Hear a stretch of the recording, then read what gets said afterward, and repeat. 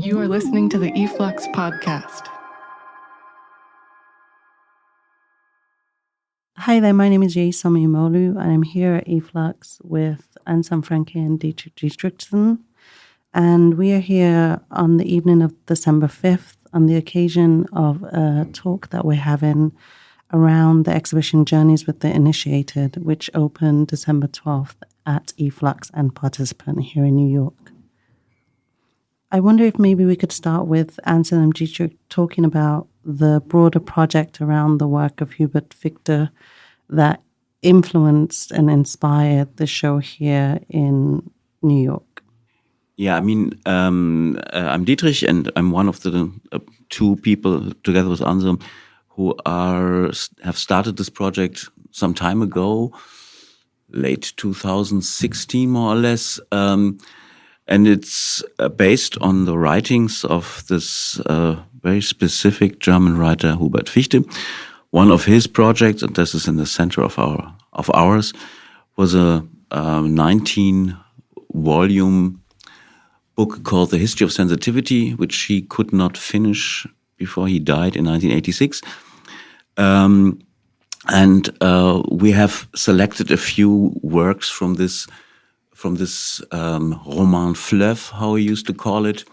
in relation to Marcel Proust's project. All these books are written about and written on different places in the world that he was traveling to. And the majority of these places are around the southern so-called Black Atlantic, how Paul Gilroy used to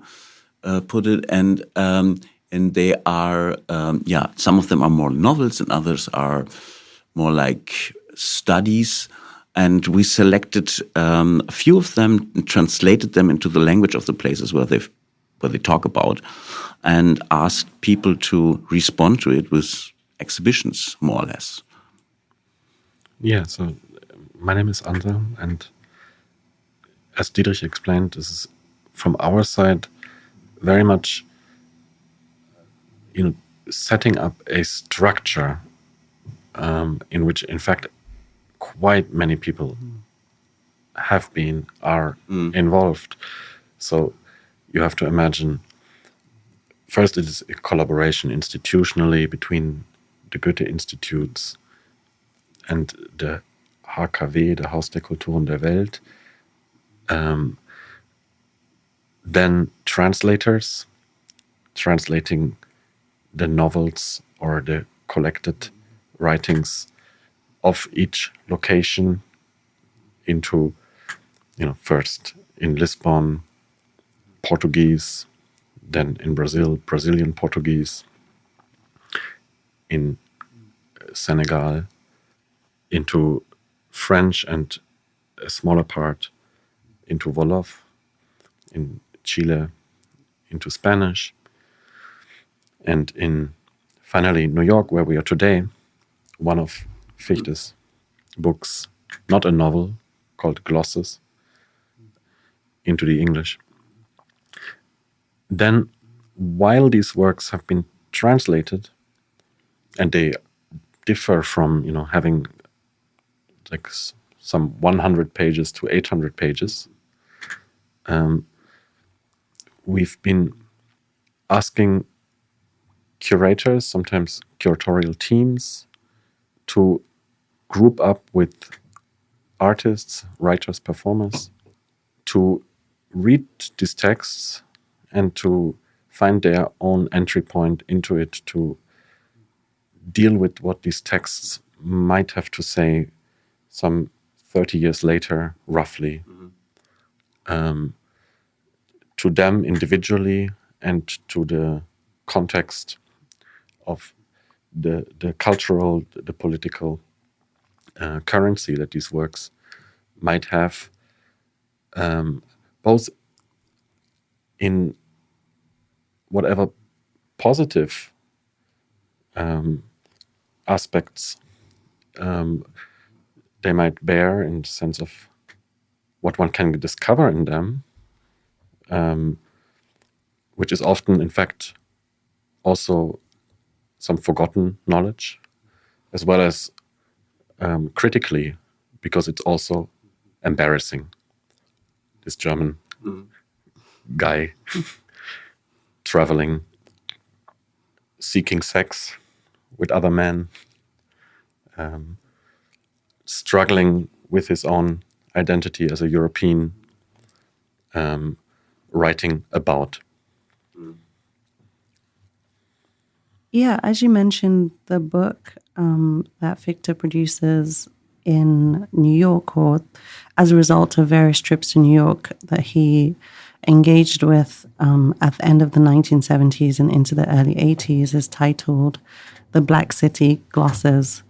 And it's an interesting collection because, as Diedrich said, it's a collection that actually came together not too soon before Fichte's death. And it includes a selection of interviews, some first-person narration and observation on African-American and Black life in the city of New York, as well as more formal writing or reviews on exhibitions that Fichte saw. And what's interesting about receiving a text like this, so we had the privilege of being able to benefit from having the translation of the book available in time for us to start working on the show. And I think in general, the project as a whole grapples with these questions of translation, right? How do you translate from German to the sort of local language in terms of language and writing, but also how do you translate across time periods between the time when Fichte was writing to the present day, and across different perspectives, whether it is from this queer white German perspective across to an Afro-diasporic perspective. So all of these questions are embedded in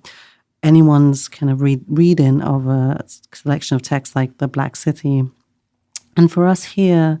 it was really important to invite people into the conversation before we even started to make an exhibition. So we held a workshop earlier this year in March with a selection of folks from New York and elsewhere who we read extracts from the text with and really asked a simple question as to its relevance today. And I think what was really generative and interesting about that exchange was that in spite of some of the challenges around Fichte's perspective and writing and his desires and ultimate intent, there was something intriguing in the material, maybe to do with the writing style that was steadfastly unique, a style that acknowledged some contradictions and paradoxes in the kind of central protagonist's position in the world, and a text that I think was trying to delve into a range of bodies of knowledge from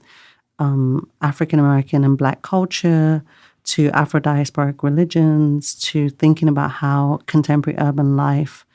facilitates or doesn't facilitate the lives of certain bodies in cities. And I think that there we found something productive and interesting to be able to project forward to the present day. And thereafter, we invited a number of contemporary artists to make either responses directly to the work of Fichte, or we introduced existing works that we felt had affinities or correlations with some of the themes in Fichte's writing in The Black City. And those contemporary artists include Tiona Nikia McLaughlin, Malik Gaines, Evan Ifikoya, Grada Kilamba, and Virginia Demidieros.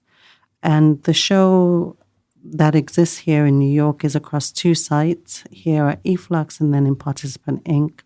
And I would say that if I was to summarize the sort of distinct thematics that are dealt with in each of these locations, then the show at Participant deals with the question of Afro-diasporic religions and how they tend to incorporate elements from Western and non-Western cultures. So this history of syncretism that flows through Afro-diasporic culture, and in particular relation to spirituality. And specifically, Tiona looks at Fichte's writing around Cuban practices of Santeria and various gods that are associated with Santeria, but also across other Afro-diasporic religions such as Candomblé, which is found in Brazil. And she looks at the representations of that practice in Fichte's work and in other works of writers who come from a sort of more ethnographic discipline, and tries to contend with it within or in relation to her own personal spiritual practice and how she came to this interest in Santeria and following it as a sort of personal spiritual practice in her life. And then here at e-flux, I think that this question of how do you critically engage with Fichte's work is really at the fore, which is to be aware of his blind spots, to think about questions about which bodies of knowledge have the capacity to continually reinvent themselves and reposition themselves in the world. And so there are works by Grada Quilomba that look specifically at the question of the white gaze and what that means in the present sort of post-colonial era that we're in now, and how that relates to colonial narratives in the past. Malik Gaines takes an extract from The Black City, specifically related to Fichte's observations in the Bronx in New York, and tries to think about questions of identity in a city as culturally diverse as New York, and what it means to someone to come into that space and trying to read these cultural affiliations and connections. And then Evan's work, I think, is very much an author ethnographic reflection on questions I think that were near and dear to Fichte himself, questions around sexuality and having a certain level of freedom to explore one's sexuality, and how that works within broader collectives or within broader groups of solidarity. And I think it's a work also that's very self-reflective and sort of encapsulates the whole e-flux display, which is about a critical reflection on Fichte's practice. I think it's very important that you mentioned both the blind spots and the translation as themes, because I think that's exactly 2 points in which the tensions of this project are generally located or made from. I mean, he was never in those years when he was writing these volumes, never so sure whether he was a poet or an ethnographer or something else. And the interesting thing is that he often experiences places and situations with not so much like knowledge that he could have acquired, but he's very sure that he will understand soon because he's so good at learning languages. So that was his main a source of self-confidence that he had was, and he was really very quick in acquiring a lot of languages, and he thought that would generate some kind of transparency and understanding. He strongly believed in that. On the other hand, also having a tendency to think of himself as an outsider all the time, and someone who's not having his own specific position and being able to reflect that, because he had this trust in language and in the possibility of translation. And then he kind of changed then he acquired knowledge a lot during those periods, and then he changed his positions quite often during this period, during the journeys from first Portugal to Brazil, then long time in Brazil, then Venezuela, many different countries in the Caribbean, Trinidad, Grenada,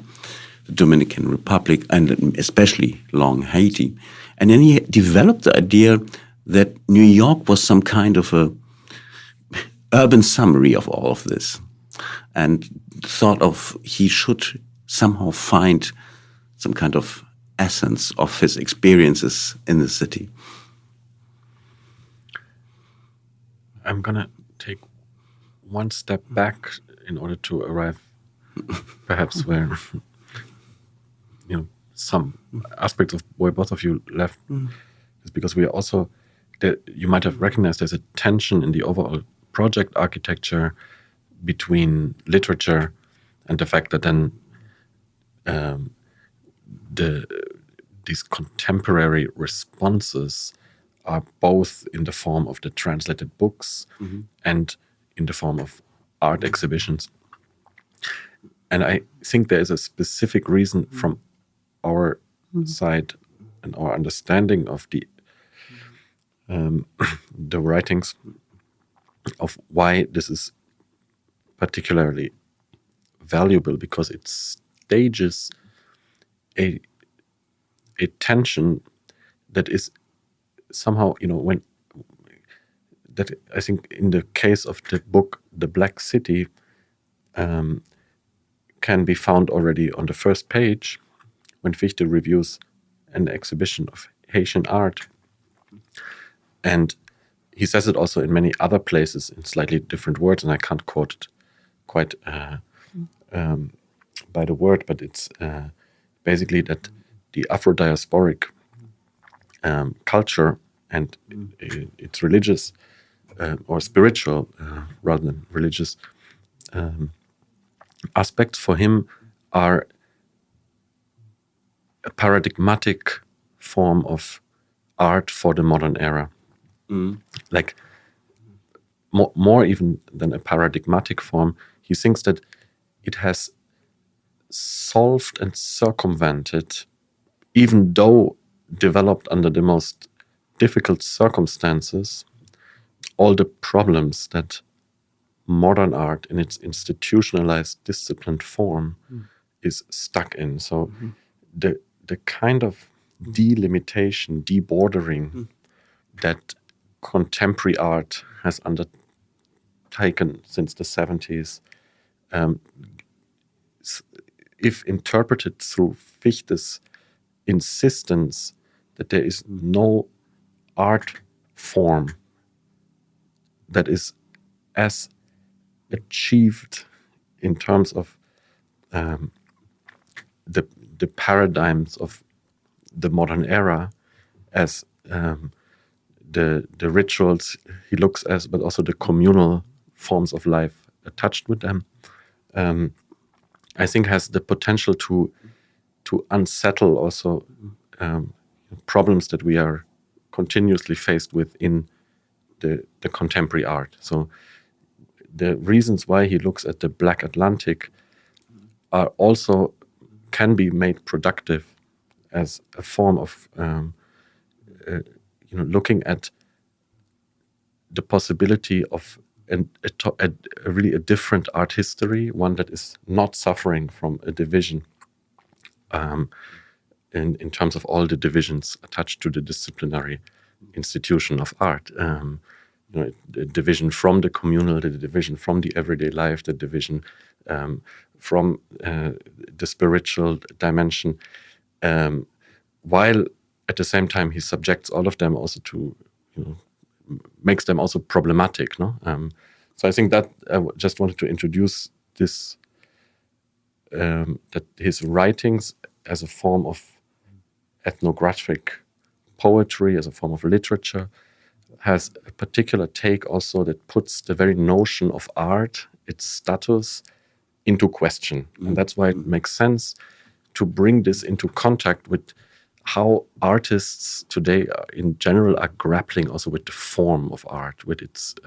status, with its role, with its impact on our lives. And so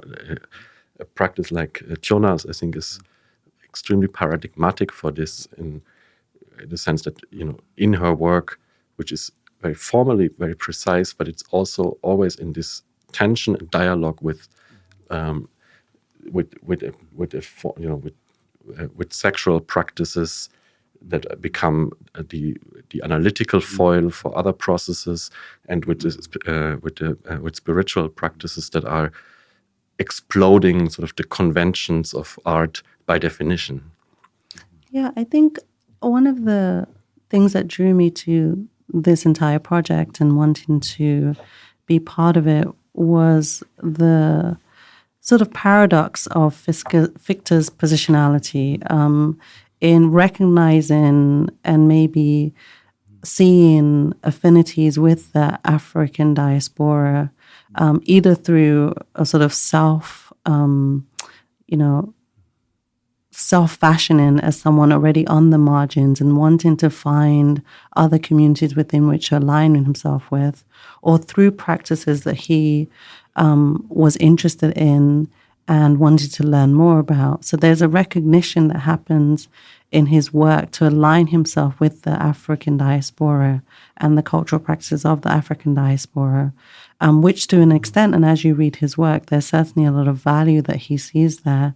But there's a lot of paradox as well, because you don't want to veer into the space of exoticizing or exploiting or, overreading practices that you feel might be